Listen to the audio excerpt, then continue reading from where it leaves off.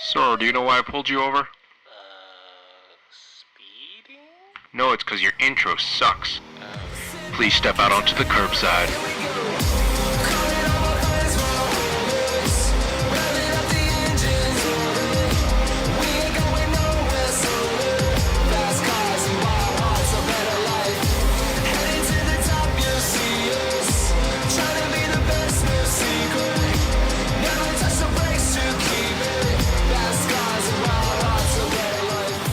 Hey everyone, welcome to another week of the Curbside Podcast, the podcast where we talk about cars and everything to do with cars. My name is Jeff.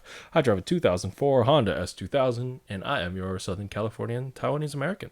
What's up, everybody? My name's Parth. I drive a 2016 M3, and I live... Wow, I almost said I live in 2016. I live up in the Bay Area, Northern California. I'd prefer that, let's be honest. 2016 was a good year, man. Yeah, you're right, all right. Thinking back on it, every year was a good year. 2016 was a good year. really Andrew, I peaked. agree with Andrew. It was a good year, man. Yeah. What's up, everybody? I'm Andrew. I drive a 2014 Evo 10 MR and a 2015 Subaru BRZ, living in the Bay Area. Speaking of which, 2020 is coming to a close. Yeah. Oh, no. How? It's been like the longest year and the shortest year ever. Like November was 3 days. Right? It was 3 days, dude. Seriously. Like, January of this year felt like 1,000 years ago, but at the same time, it felt like 4 hours ago. Yeah, and it's December. It's just that sort of year. And frankly, it's been a terrible year in many more ways than one. But, you know, I thought we go back and try to remember some of the Curbside Podcast's most, fondest memories, best things we've done, best new car releases, that sort of junk. That sort of junk. Who wants to go first? Because personally, I think it was a roller coaster of a year, but it turned out okay. It was a bland year, but as far as the Curbside Podcast, one of my biggest highlights was having Mr. Doug DeMuro on the show. True. Yes. That was cool, because let's be honest, nobody here expected that. No, we didn't expect that. I don't know if we told the story. Jeffrey was just emailing people that like, hey, do you want to come on the show? Just blind emails. Blind email, just sending it out, that we do a podcast, whatever. And then Jeffrey, I was like, oh, Jeffrey, did Doug reply? He's like, nah. And I'm like, how long has it been? He's like, a week or 2 weeks, something like that. I'm like, send it again. He's like, the same thing? I'm like, the same exact thing, just send it again. And he sent it again, and then he replied, which was amazing. So that was a highlight having him on. I still remember the day. I was just at home, just doing nothing, and I look at the email, and I see reply from Doug DeMuro. I was like, excuse me? That freaking blinking GIF just... And I open up, and like the first words were like, yeah, sure, why not? And I was like, I open up our Curbside Podcast group chat, and I was like, yo, dudes, when do you have time? I think Parth replied immediately. It was like, Doug? Yeah, man, that was, and it was fun to have him on the show too. I mean, 3 people who are like regular as shit. Like, we're hella regular, bro. Like, we're pretty fucking regular ass people. And having Doug on the show, and then you like, we were like nervous. But you start talking to him, you're like, he's also regular as shit too. He just happens to have billions of people who watch his stuff. Like, that's the only difference between us and Doug. And he has like money and cars and stuff too, but that's different. But like, he's a regular ass person. Yeah, for me, like, I didn't even really know him like that when you guys were all, like, talking, like, oh, he's coming on. I was like, who the fuck is Doug? And then I, like, clicked on his videos and I, like, recognized the format. And then, yeah, I don't know. I guess having him on kind of introduced me to, like, watching his videos and stuff. And I've enjoyed it.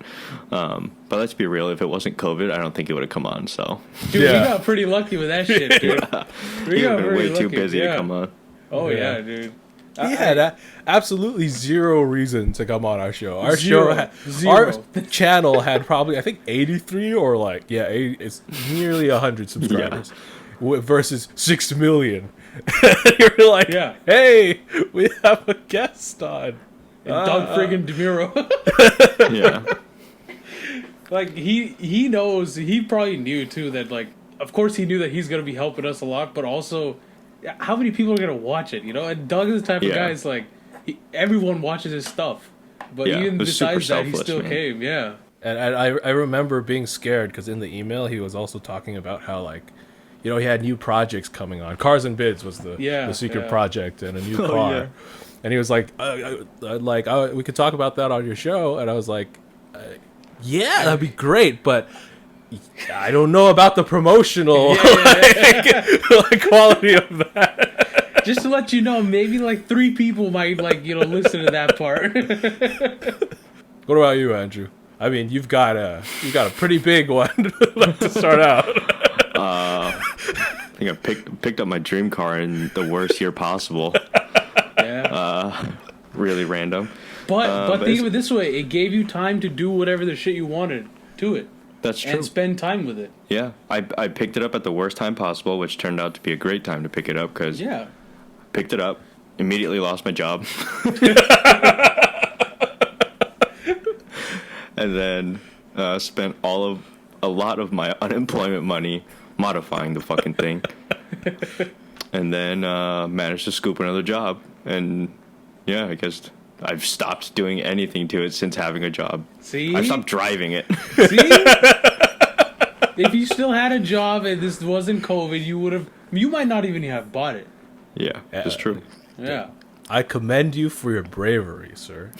I mean, No, he it's got didn't it. know. Shit. He didn't know. He didn't got- know no. he's gonna lose a job. No, but he lost his job and he jumped right into getting the content out with the mods, making it look right. Yeah, I did it for the channel. So I would like my return on the podcast here soon. That's not up to us. But seriously, like I think being able to like film content on a car, I think was really cool. I didn't really get to do that with the BRZ, and I'm like totally over modifying the BRZ already. So having the opportunity to kind of document my journey with the Evo in the first few months was pretty sweet. Yeah. And not having to edit it. Thank you. I mean, yeah, I was pretty good. I'm jealous because I was like, Jeffrey's like, hey, yo, produce some content too. I'm like, I ain't got shit going on. Literally, I ain't got shit. Like, my car has been the same as it has been for the last year and a half. Literally, nothing's happening with it. And Andrew's over here, like, every little thing that he does to it, boom, content. Easy, dude. Like, I was like, shit. I should go buy a new car just so I can produce some content for it. I know I was sitting there while, like, I was, like, scratching my head, like, what videos can I make? And then Andrew's like, yo, I uploaded on the drive. I installed some whatever on there. I was like, yes, thank you. Oh, man. Wasn't even planning on modifying the car, man. And then that lasted about 2 weeks. Yeah. Yeah. I still remember, like, you got this car right before everything just sort of, like... Yeah, literally right before Well, everything remember, before the first time that we all did our in-person podcast session was literally the few day after I days bought it. before, and Yeah. a few days before the country and the world shut down. Remember we went to San Francisco? Yeah, and Fisherman's Wharf was, It was dead. dead. There was nobody there. Friday night, Fisherman's Wharf, empty. Empty. Literally empty. Being able to find parking. I remember, like, heading up, and I was like, yo, I get to see Andrew's Evo. He just bought it. Cool. Make some content. All right. Cool trip. Head back down. Next day. All right. Everything shut down. And the funny part was, like, everyone was paranoid as shit, right? So they were like, there was 3 people working at San Jose Airport on this day who had COVID. I'm like, Jeffrey fucking traveled during that time. There was a lot of stuff where I was like, Like, Yeah, the right? day before Yeah. all the shutdowns, I went to the gym. I was like, oh, okay. Dude, we took a fucking Uber. Yeah, we took an Uber, dude. Yeah. We ate food and walked around Fisherman's Wharf without a mask. Remember that Yeah. shit? God I got damn. roasted for bringing a mask to work like 2 weeks before all that. Really? Look at us now. Yeah. 2 weeks later, they were like, oh, Andrew was right. Yeah, and then I got fired. Nobody brought no mask to work then. Honestly, this year, given the circumstances, it's not something exactly to be happy about. But like, I've been personally making YouTube videos for like 13 years, and I've always wanted to, kind of live the professional YouTuber life. Traveling. Traveling, producing content consistently. And, with this year, at least it gave me the time to really live out that YouTuber life without the money, but with the ability to constantly create and edit content. That was fun. And one of my favorite videos that I made this year was the off-roading video that I did with the MDX. That was a good video. That was a lot of fun to make. And then we also had other cool videos like the Evo 10 video that we did a Fancy documentary with Andrew. Yeah. Borderline cringy, but it's all good. I like the one we filmed in the chasing the sunrise, cinematic one. sunset. Yeah. That turned out really cool. But yeah, we actually set goals, guys. Do you remember? We set some goals before this year started. I wrote them down. Let's talk about our goals. Let's talk about the goals. This was having the mindset of no pandemic. Yes. Yeah, that's true. This was beginning January. of the year. Yeah, it was January. And we were thinking this would be a weekend project. So we were like, let's set some, reasonable goals. So podcast wise, we have them in categories: podcast, YouTube videos, Instagram. Podcast, at least 100 consistent listens by the end of this year on every episode. Not so. We have around 40, 50. A lot of spikes. Yeah. So that's all. Yeah. We've had episodes with 100. One guest every 2 months. Let's see. We've had, at the beginning of the year, we may have averaged that. Yeah. We just need technically, I think, one more. Because we had Tom Volk from Driven Car Reviews. We had Robert Dunn from Aging Wheels. We had Doug DeMuro from Doug DeMuro. And we had Ed Bulliam from VinWiki. We had Justin. Oh, yeah. He's a guest. We had Brian. friend guests. Yeah, we had friend guests. We had your friend Brian, who worked at the... Oh, yeah. Mike at Zinger. Yeah. Yeah. Okay, we did make our goals. So that was good.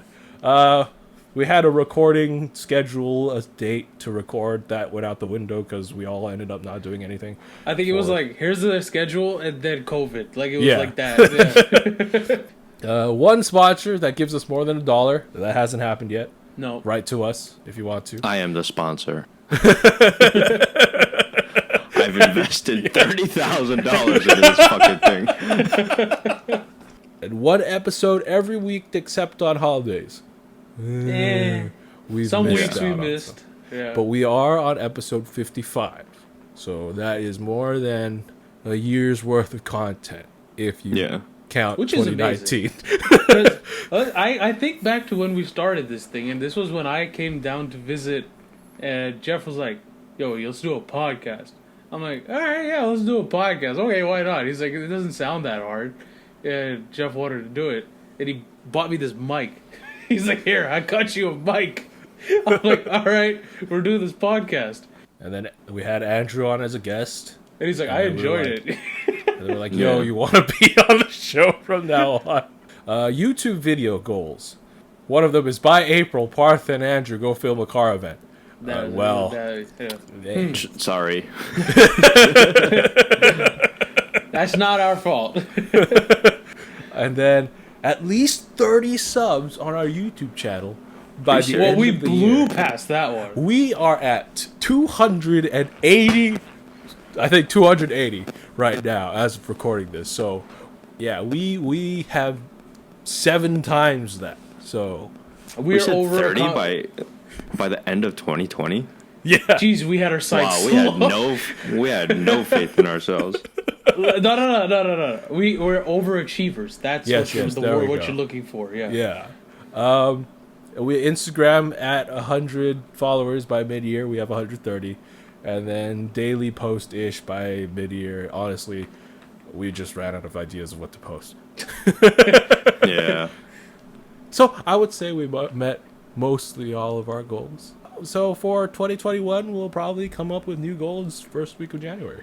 Yeah. Jeffrey, why don't you tell them about our new, the new platform we've hopped The new on? platform. Oh, yes. Discovery. Unexpected. Unexpected. Very unexpected. As of yesterday, recording this, I decided to sell my soul and get a TikTok for We had a the debate. Curbside podcast. There was a debate about this in the There was Curbside chat. There was a strong resistance to it in the Curbside group. Including the person who suggested But, you know, I was watching one of my favorite YouTubers, Philip DeFranco. He was saying, if you want to grow right now and you're not on TikTok, what are you doing? So I was like, What am I doing? so made a TikTok, put some of our clips of the show on our TikTok, and we are sitting at, what are we sitting at? 734. 730. We gained 12. 734 followers. We gained 12 in the last 20 minutes. Gained 734 in the last 24 hours. We've been trying to get 100 something on Instagram for the 100 past something. Dude, 100 something on Instagram is so hard to do these days. for like- more than a year. And in a day, we got 700 followers. With on one TikTok. with one of the TikToks Jeffrey posted that has 30,000 views. These are numbers. Okay, these numbers may sound like whatever to you guys, but these are numbers we haven't seen before for ourselves. Yes, we are coming from the YouTube land where our clips usually get 5 views. Yeah. But with that, you know, I wanted to give a shout out to some of these guys. While you're looking for that, another thing which is fascinating, which we were talking about, is the engagement. The engagement is pure organic engagement. People are actually listening to the whole thing, and they're like posting their experiences and their thoughts and moving the conversation forward. And talking to each other too. Yeah. Like not even So like crazy. some guy would say something, the other guy would say another thing. Like the convertible versus coupe clip that Jeff posted up. There was people like coupe, convertible, no convertible cause this, no coupe cause this, and then it just carried on. And we were just like, the fuck? Like, that shit that we were looking for on Instagram and Twitter and all these other places. And at Twitter, I mean, if you're not LeBron James, you're not going to see anything, but that's different. Yeah, so we found that on TikTok. Thank you guys for whoever followed on TikTok.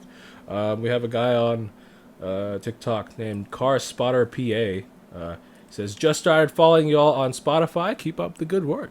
Thank you very much. Thanks for the follow, yeah. And Tell then your we friends. actually had someone jump platforms. Mr. York on YouTube commented, came up in TikTok, and I'm going through them slowly. He says, keep up the good work so far of the podcast.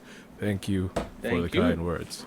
Wow. Hope you enjoy it. Yeah, we'll keep trying to do whatever the heck has worked on TikTok right now for And our if show. for some reason you guys are all new and you're listening to this stuff now, I'm usually the loud guy who says a lot of shit. It's very promoting, very polarizing, kind of things. I once said that SRT isn't a muscle car. So that's the kind of stuff you can expect from me. Andrew's our realistic guy. He just says facts and calls people out on their bullshit. Jeffrey's the guy that holds everything together. He's our glue man. He's the Jeffrey glue guy. laughs at everything. Yeah. I am the laugh track that Yes, you he's hear the on laugh track. sitcoms. Yeah. If something's not even funny, he'll still laugh just to fill the void. That's the kind of. And of course, he's our editor in chief, so he's the one responsible for all the content. Yeah, all the heavy lifting. Yeah. Well, we'll keep on it for 2021. Fucking TikTok. I was not. That's another 2020 moment right there, bro. Like the fuck.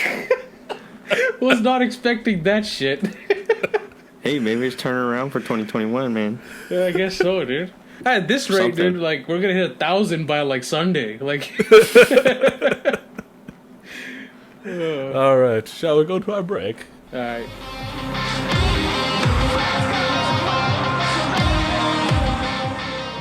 All right, break time. As always, you can find us at thecurbsidepodcast.com, where you'll find links to all of our things. I'm going to have to put our TikTok link on that page too. And you can check us out on YouTube. Subscribe there. And check out our videos. Hit the subscribe icon. Hit the bell icon too. You can find us on social media on Instagram at the Curbside Podcast, Twitter at Curbside Pod, Facebook at facebook.com/the Curbside Podcast, and now TikTok at the Curbside Podcast. And shoot us an email for, I don't know why. Just send an email. If you guys There's so many other fucking platforms these days that's easier to talk to us on. If you want to send us an email, it's the Curbside Podcast at gmail.com. You can also check us out on Sapien, which is a newer social media network on the up and up. You can check us out on there. And like Andrew said, or TikTok. Amazingly. All right, let's get back to our show. Now that we got you loose, I can hear the birds waking early. Time for the bop bop bada bop. Oh shit. Oh, shit. That's been a Yeah, it's been a while. We're bringing back Craig My Ride, the part of the show where we go over some cars that have been well modified to suit the Craigslist, Facebook Marketplace, eBay Motors, that sort of a deal. So, I got a double whammy for you guys today. 2-in-1. 2 cars. Yep. It's a 2-in-1. Quite literally, a 2-in-1.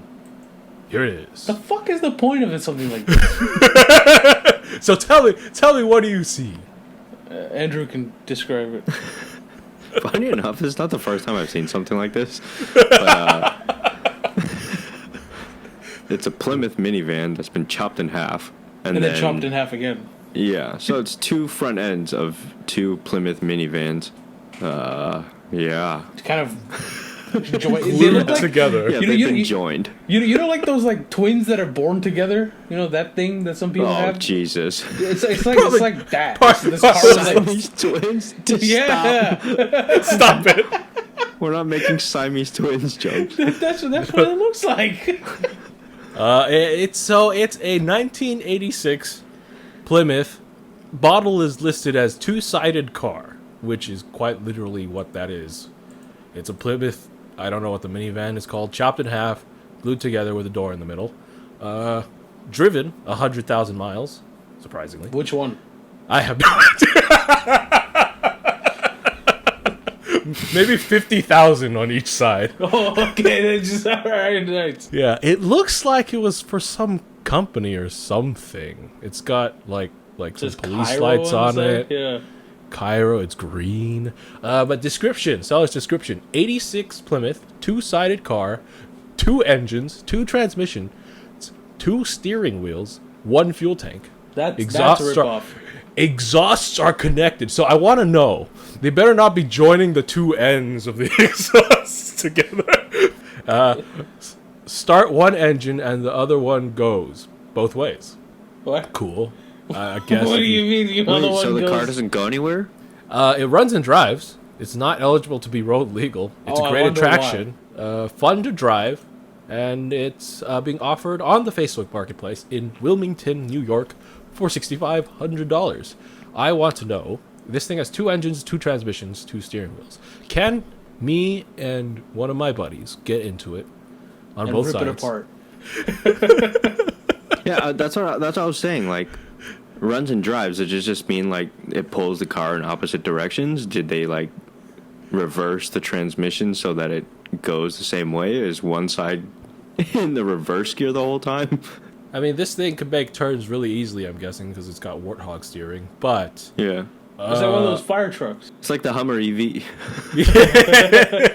I just have to say, I've seen like people make something like this before, and it's always like super chop choppy and ugly. This is Yeah. finished very nicely. It's pretty clean. yeah, actually, this is like It's seamless. I did say I have a double whammy for you. Not just this car. Oh. I have the other one. It is labeled. It's labeled as a 1989 Toyota Tacoma. All right, ready? 1, 2, 3. Tell me what you see. Nah. Tell me what you see. A green lowrider that doesn't look like a Toyota Tacoma from 1989. I see the Tacoma, but I also see a Jag.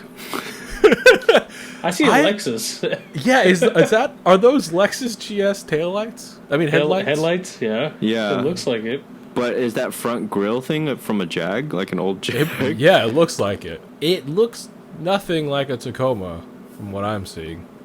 I can see the Tacoma in the door. You mean it's a convertible? Yeah. It's about it from the picture. It looks like it's lower than an MR2. I think the Plymouth that we just looked at was better done than this.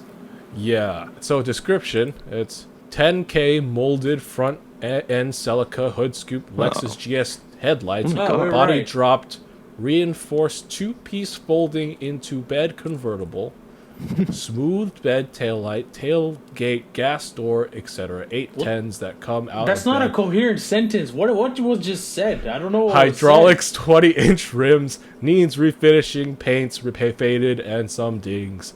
Consider trades for lowrider excursion. said. You know what's amazing me when people buy stuff like this, and especially when somebody bought it, it says sold. What if it's like he just said it's sold? Hit him up. It's still available. Won't go under 8K. I'll restore it for kids. Shit. That's He what said- it says. Okay. All right. You'll restore it for kids, so you pay him in kids or... No, I think he's saying he'll restore it for his kids. I will walk. I will walk everywhere. Even kids. Even kids. Oh shit. I don't think this guy's sold. He's full of shit. Fuck that. All right, and that was Craig My Ride for this week. Let's get on to the news. I didn't like that one. This was something that I thought of. I thought that came to me just a few days ago. I was out walking the dog, and I looked at the mail truck. You know, the USPS mail truck, white with the fucking eagle on the side and shit. So I looked at it, and you know what I thought of? I was like, I wonder who made this. That was my. So I had no idea, and then this piece of headline came to me. Take a guess, like who the manufacturer is of those mail trucks. AM General, No. the guys who make the Hummer. Cause at work once, I accidentally backed into with one of those things with the company Tacoma, Nice. and didn't make a single dent. Andrew, any guess? Your guess of what who manufactures these? I have no idea. These are called Grumman LLVs. I've heard that name before. And if you think Grumman sounds familiar, it's because it's the same company that makes the F-14 Tomcats that made fucking airplanes and fighter jets and missiles and shit like that's that. Oh, like Northrop? Yeah, so Holy. So this thing, dude, this freaking thing is made by Grumman. So Grumman used to be its own company, and then back in the 90s, it was acquired by Northrop. That's why now it's called Northrop Grumman. So that's the motherfuckers that made the F-14 Tomcat and like the other fast flying shit. They made the USPS mail truck. And Jeffrey, that's why that thing did not ding, because this thing's a tank. Yeah, so I'm guessing, all right, if someone comes to the shores of the U.S., wants to take over the country, these are all secretly stealth tanks. With like Tomahawk cruise missiles, yeah. Yes, stored in the back. They go slow only because they don't activate the jet engine secretly hidden inside of it. You're probably right, dude. This was probably some sort of like anti-Russia like thing that they came out with, because apparently these things have been in service. The manufacturing, They're old as shit. All of them were manufactured between 1987 and 1994, and were intended to have a 24-year lifespan. That's nuts. So Well, it's since been more than that. 2015 Yeah, so since 2015, the Postal Service has been looking for somebody else to replace their Grumman LLVs. Obviously, Grumman is no longer in the vehicle making business. But bro, these things are a piece of shit. So apparently, the Inspector General found that each vehicle costs about $3,000 a year in services. Holy shit. Holy And crap. that doesn't account for the cars that they have to or the trucks they have to just get rid of because they can't fix them no more. And on top of that, these things get 10 mpg. Nice. Well, have you seen the way USPS drivers fucking drive? Yeah. They get in, turn it on, floor it. Or turn it off, turn it on again. Yeah, So- it's got something to do with that. Imagine how much of taxpayers' dollars is going towards servicing these pieces of shit. Like, So- it's Is there any news on a replacement? so the postal service is between three companies that they're choosing for their next, and it's going to be electric or hybrid. Absolutely. One of them I was just is- going to say they're going to be electric. Yeah, one of them is Workhorse, an Ohio-based startup, which is the only company offering an all-electric option. Carson, a Turkey-based company, so it's going to be a Turkish truck, with a plug-in hybrid design for the truck. And Oshkosh, which is based in Wisconsin, has offered an internal combustion engine vehicle. So we got hybrid, full internal combustion, and an electric option that these guys are looking at. I would gonna say go electric would probably. Yeah. And make the they most plan to sense. have a final decision by between January to March of 2021. That's cool. It's kind of sad, though. I'm going to miss those things. Those things are kind of cute. All right, guys. Yeah. I forgot to cover this last week, but did you guys see BMW's new marketing campaign? I'm kind of sick of BMW news, but no. So, you know, we have this thing on this show where we like to complain about BMW, and we would like to do it less often, but BMW themselves just decides to keep putting themselves in the light of fire. So, BMW, their new, you know, their iX, right? Yeah. So, Oh my god, dude. here on their Twitter, this is what they've decided to say to market the BMW iX. It says, "Okay, Boomer, and what's your reason not to change? The first ever BMW iX." Okay, before we get into that, let's Yeah. just talk about the BMW iX itself. If you- What do you guys think of Why are they quoting whatever everybody fucking says again? This is the BMW. Like, no, it's not. No, So- it's not. It literally isn't. It's not. Take the quotes off, you fucking idiots. Dude, I'm done. I'm selling fuck. So you know how companies generally try to listen to, what consumers say on, their products and They're stuff? literally taking what the conser's saying and throwing it back in their face. Yes, They they're do the mocking exact them. opposite. So let me just play you guys the video, okay? You'll probably hear the audio on the podcast, but what's going on in this video while you hear this audio is basically BMW putting on a bunch of comments that they've gotten from, I guess, followers about how they don't like their current design. So here it is.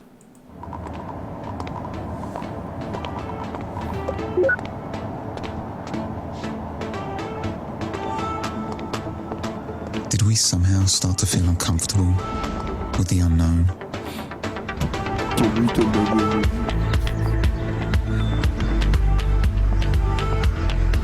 Or have we just stopped being open for anything new?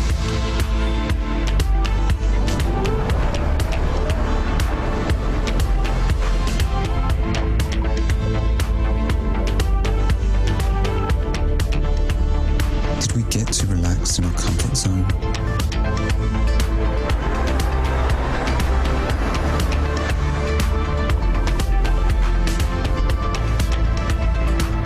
Or are we only longing for simplicity?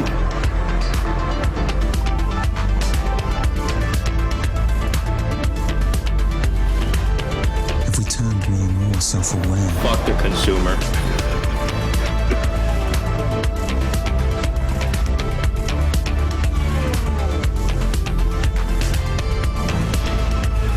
Or do we just demand the future take shape around us?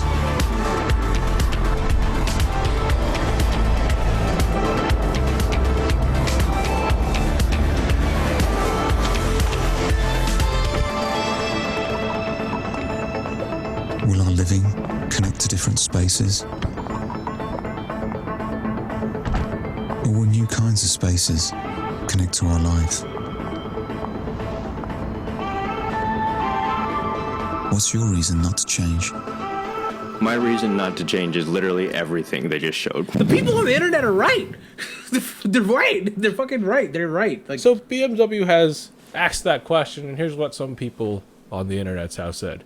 Because I don't want to drive a slit-eyed Allegro with squirrel teeth. And then BMW replied to that, in order to go new ways, you sometimes have to try new looks. that's fine and all, but it doesn't mean it has to look like shit. Exactly. Right? You can redesign your cars all you want, but you don't have to make them ugly. Do they not want to sell their cars? Like they can make this smug ad campaign as much as they want, but what happens if all the pissed off people don't buy BMWs? Like what's the point? What really irked me about that whole ad was just like they had feedback show up on like feedback from consumers that would pop up, right? And they're just Yeah, like, fuck you. Yeah, no, we're gonna swipe do it what we away. want. I just don't want to be associated with BMW, dude. Like the fuck? Like the brand Yeah, is just that's nuts. pissing me off, man. Yeah. I got another piece of news. I'm going to flash a picture on the screen, and I want you guys to tell the audience what do you think it is. A Bronco? is it a Wagoneer? A Chevy? No, it's a Chevy. It is a Chevy. Yeah. Old the Suburban. headlights. So this, I think, was probably, styled to look like a 1980s Chevy Blazer, maybe.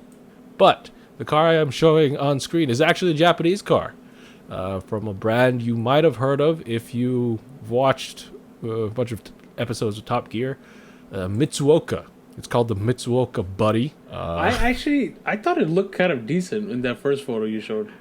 Yeah, it's not bad. It is a rebodied RAV4, styled to look like, an old American SUV. Interestingly enough, I kind of like it. My uncle actually, he lives in Japan, and he says that there's a lot of fans of like American cars there, Yeah. like American I've heard that's a thing. pickups. Yeah.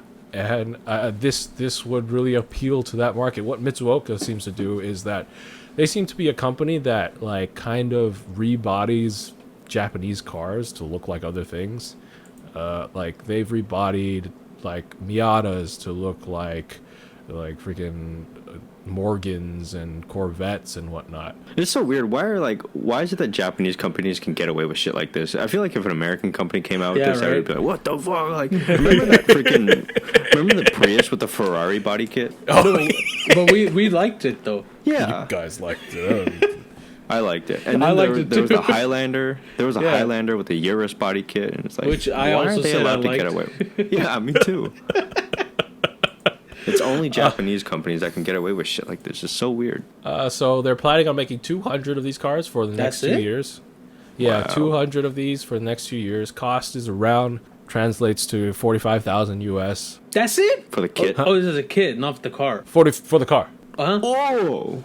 Yeah, Yo. for the car. Yo, is that import shit still a thing? Can I import this? Oh, it's kind of sick, dude. I don't know, but you can't for sure because they've sold out of the next 2 years worth, the 200 it. cars. In 4 days, they sold out. I like how it's like a Japanese stuff, but I'm pretty sure I mean, they could be Photoshop, but it looks like it's in fucking California. Yeah, it looks like it's in Venice. I'm pretty sure, like, that's the feel they want you to get, right? Yeah. You get a nice American feeling with Japanese reliable. I want one of those now. That actually, yeah, seriously.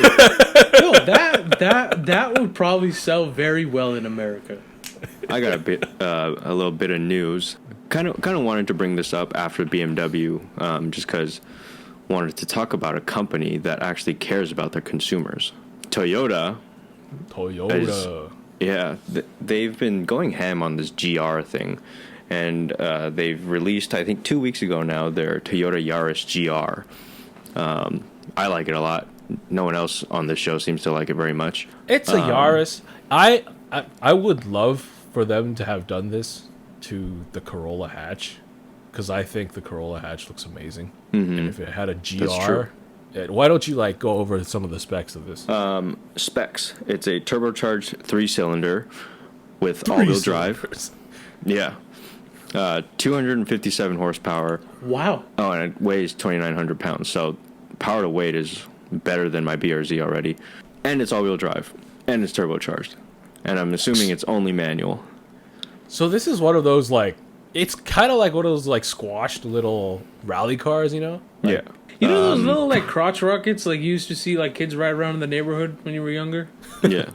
That's basically what this is. It's just something looks to like have a a toy lot of car. fun in. Yeah. Yeah. It's just a little piece of shit with a lot of horsepower. It's just good fun. It's just fun. Pricing is between $36,000 and $41,000, Holy shit, that's a little expensive. but they're sold out already. I think dealers are already asking Toyota to make more. This is just info I've found based on like clips I saw on Instagram and whatnot.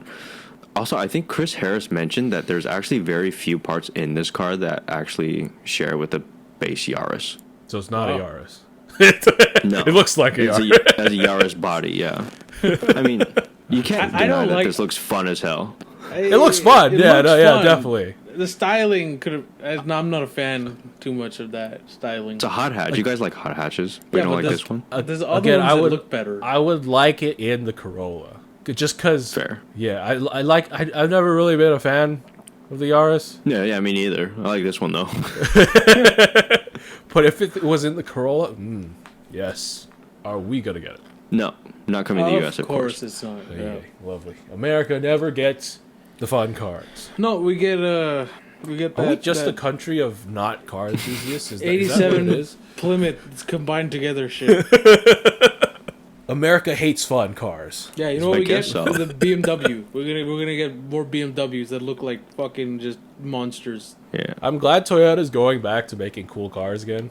Like, yeah, they had a period of time where it was all just beige nonsense. But yeah. we don't get it here. So, well, who Who cares? cares? All right, well, that's going to be it for this week's show. Thank you guys, as always, for listening. Remember, check us out on the curbsidepodcast.com. Well, you'll find the links to all of our things. We're anywhere you get your podcast: Stitcher, TuneIn, Apple Podcasts, Google Podcasts, Spotify. Yeah, also find us on YouTube. And, again, find us on TikTok. That sounds weird to say. Yeah, our social handles are at the Curbside Podcast on Instagram and TikTok now. Twitter at Curbside Pod. Facebook at facebook.com/the Curbside Podcast. Yeah, I think that's it. Thank you to Kid Dope for the intro and outro to our show, Fast Cars and Wild Hearts. As always, my name's Jeff. I'm Parth. I'm Andrew. Remember, drive safe, and life is too short to drive boring cars. Follow us on TikTok. Fast cars and wild hearts, so